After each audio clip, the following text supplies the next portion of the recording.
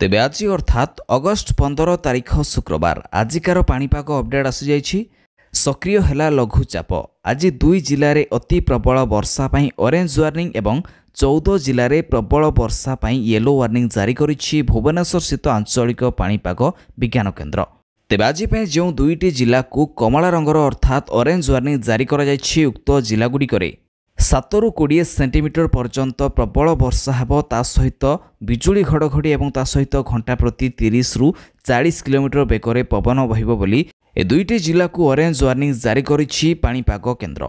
यापर बाकी 14 जिले में प्रबल वर्षा अर्थात 7 ରୁ 11 सेंटीमीटर पर्यंत वर्षा सहित बिजुली घड़घड़ी ता सहित 30 ରୁ 40 किलोमीटर बेगरे झटका पवन बहिबो बोली ए 14टी जिला को येलो वार्निंग जारी करिछि आंचलिक पाणीपाग केन्द्र। अन्यपटे पाणीपाग विभाग देला बड़ सूचना सक्रिय लघुचापर प्रभाव कमिबा परे पुणी आसीपारे आउ एक लघुचाप।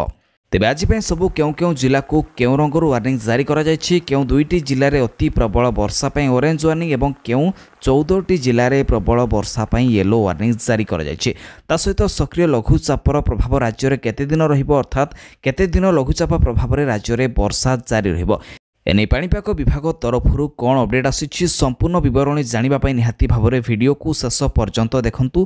ता सहित चैनल को नुआ कर आसीथिले एबे ही हम चैनल कवरेज ओडिया को सब्सक्राइब करने सहित नोटिफिकेशन को मध्य ऑन कर दियंतु। प्रतिदिन पाणीपाग संबंधी समस्त अपडेट सूचना सबू आम चैनल माध्यम पाई परिबे।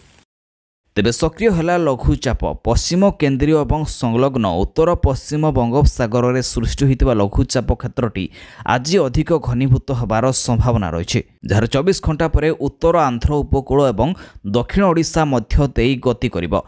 तेणुकरी दक्षिण ओडिशा रे अधिक वर्षा नहीं पूर्वानुमान करिछि पाणीपाग विभाग। तेबे सक्रिय लघुचापर प्रभाव में आसंता 5 दिन अर्थात 19 तारीख पर्यंत प्रबल वर्षा होइपारे बोली आंचलिक पाणीपाग विज्ञान केन्द्र पक्षरु गणमाध्यम को सूचना दी जाइछि।